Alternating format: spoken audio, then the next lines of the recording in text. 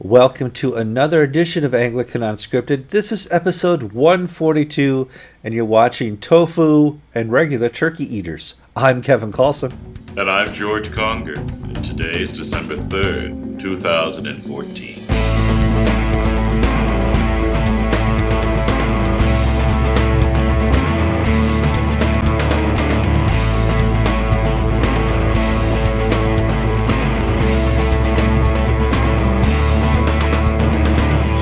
Okay, welcome to the Thanksgiving Dinner Recovery Group. Both George and I are caloric intake experts. We've hit level 155. I've had my fourth coma on my real turkey, my real fixins, my real gravy, and I was talking to George about his Thanksgiving, and you had a rather unique Thanksgiving this year, George. Well, my daughters, who've just come home from college after their fall semester of their freshman year, have said, "Daddy, we're going to make you Thanksgiving dinner." That's sweet. Now, I was really scared. I mean, they'd been away for the first time, and I was afraid that they'd have tattoos or be drug addicts or join the Communist Party or something awful. That's just me. I worry.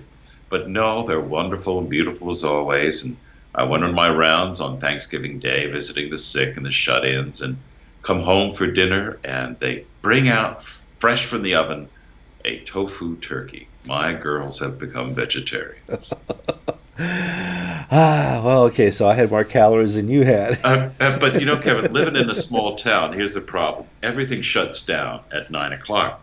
So after the dinner is fixed and everything, I could not sneak out to McDonald's or Burger King and eat again. The only place open was the Shell station.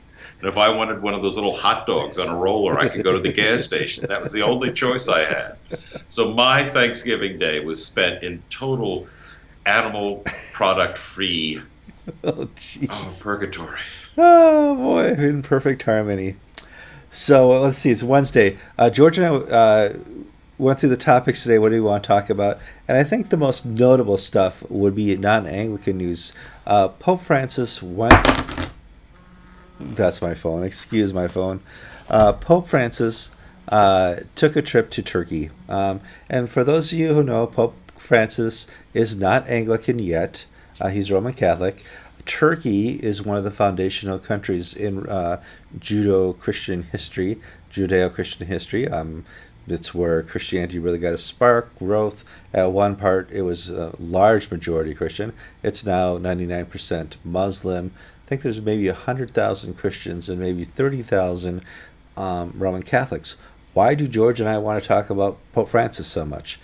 If you remember 2 weeks ago, we said we put out a segment, "Would the real Pope Francis stand up?"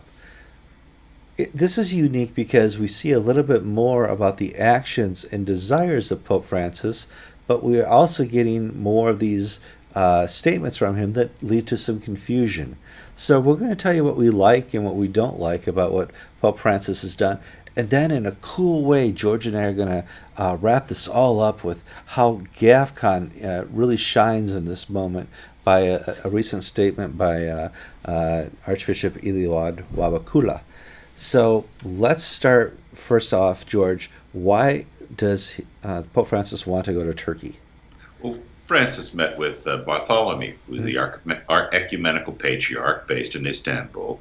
That's the traditional first among equal sees of the Orthodox churches. And Francis did some extraordinary things while he was in Turkey. First, he visited a mosque that had one time been a Christian church, and as the imam was praying, Francis also prayed. Mm-hmm. Well, that's the first time a pope has prayed in a mosque. And his press officer in Rome was quick to say, well, the pope is engaged in a moment of extended contemplation. Perhaps, yes. But the Pope prayed in a mosque.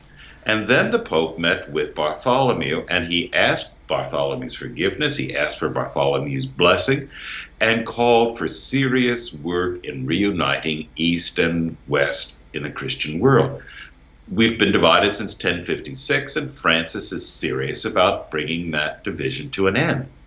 These are extraordinary statements. All right. And so this is something that George and I have watched is the unification that this Pope seems to be addressing and leading the way in. But George and I both have children. And one of the first children questions a child will ask is, "Will Fluffy go to heaven?" Um, and I'll always had to tell my children, the dog, yes, not the cat, no way, um, because it's been a theological question in the church as well. Because the Roman Catholics and the Protestants have a different belief on this. I noticed in a statement that Pope Francis here has decided that the Roman Catholics now believe the same as the Anglicans, George. It's extraordinary. At his general audience on Wednesday, the 26th of November, Francis gave a short address, and the Italian press is interpreting some of his statements to mean that he is upending the traditional doctrines as articulated by Thomas Aquinas and as recently as 2009 reaffirmed by Benedict, that animals have mortal souls, and when they die, their souls cease to exist. Francis has basically now said that animals have immortal souls, that they will be in heaven at the end of time. So not only will Catholics be in heaven, but dogs and cats too. But then he went on to say that all people will be in heaven. So cats, dogs, Catholics, Protestants, Buddhists, Muslims. Francis has basically made a statement that all shall be saved. And that's an extraordinary thing, because do you remember the times when the Catholic Church taught that if you weren't a Roman Catholic, you would go straight to hell? Sure.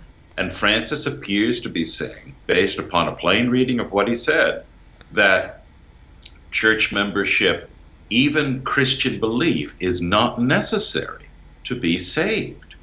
Now, that's extraordinary on so many levels. You and I had to address this back in May when he said atheists could go to heaven. He said all atheists are redeemed. And you and I used the word placed, well, what does redeem mean? Well, here it's different. He's saying your location will be in the new kingdom. And so that takes this paradigm of this teaching way into like Frank Griswold land. Yeah, I mean, there's several ways to look at it. The traditional, this has not really made it outside of the Catholic press and Anglican Inc. and the traditionalist press. Is Francis following the pluriform doctrine of Frank Griswold? Now, you remember in September, Francis gave an interview with an Italian newspaper, La Repubblica, whose editor is an atheist, and Francis basically said, I believe in relativism, that truth is not universal. My truth is my truth. Your truth is your truth. That's Frank Griswold's belief, that, what's a sin in Lagos, Nigeria, is not a sin in Manhattan. We can all be Anglicans, even though we don't agree on the nature of Christ, sexual morality, soteriology, the atonement. It doesn't matter. We all have the same tailor, therefore we'll all go to heaven. Was Francis saying that? Well, the Vatican was quick to say, well, we don't have a recording of him saying that, so we're not going to say he said that. Now, Francis has said that again. Now, is he following the theology of Hans Urs von Balthasar? Yeah. Now, I know we're flying high for some people here, but Hans Urs von Balthasar. That's a real name? Yes, he was a Swiss theologian. He was one of John Paul II's favorite theologians. Well, he would have been a lot more popular if he had an easier name to pronounce. Well, von Balthasar was a very conservative Roman Catholic theologian, except on the point of salvation. That's right. He wrote a book saying, dare we hope that all will be saved. And he said, and he acknowledged that we are under judgment, but it was his hope and his understanding of the saving message of Jesus Christ that when Christ returns, hell would be empty. Now, that was not received well by Benedict, for instance, right? And it wasn't the way the Catholic Church taught dogmatically under Benedict. Now, Francis has not made a dogmatic statement on this point, but he appears to be following the line of Hans Urs von Balthasar or Frank Griswold. Which is it? What is it? Or is this just all will be saved, meaning all you Catholics in this room will be saved? I'm not talking about anybody else. Let's draw this all together then. Pope Francis may accidentally reunify the Universal Church. He may bring back the Orthodox, the Lutherans, the Anglicans, all who have divided over the last 2,000 years may come into a common understanding, a common Eucharist. This could all happen within the next 10 years. But as we were reminded by a recent GAFCON Advent letter, what's the point if there's no common understanding of Christendom? There's no cornerstone of our faith. And I'm referring to Archbishop Wabakula. Yeah, Archbishop Wabakula put out an Advent letter on the 27th of November. Mm-hmm. And the second half of that letter was just smash bang. It was brutal. And he essentially denounced this Bishops in Dialogue initiative put forward by the Anglican Church of Canada, and basically told those African bishops who were being part of it they were stooges for the Americans and the Canadians, mm-hmm. and don't participate. Even though Justin Welby had given this his backing, Wabakula was saying, "No, folks, pull back.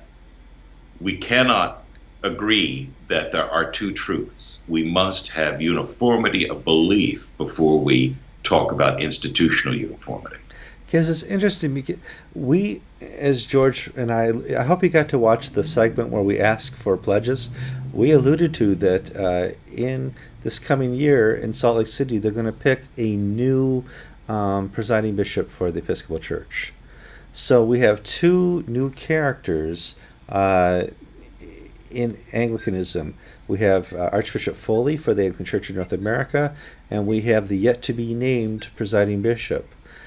What this means in the future is Archbishop Justin Welby is going to have to decide what happens as far as Anglicanism in North America. Is he going to choose sides, which everybody hopes he would, or is he going to force some type of unity, some false peace?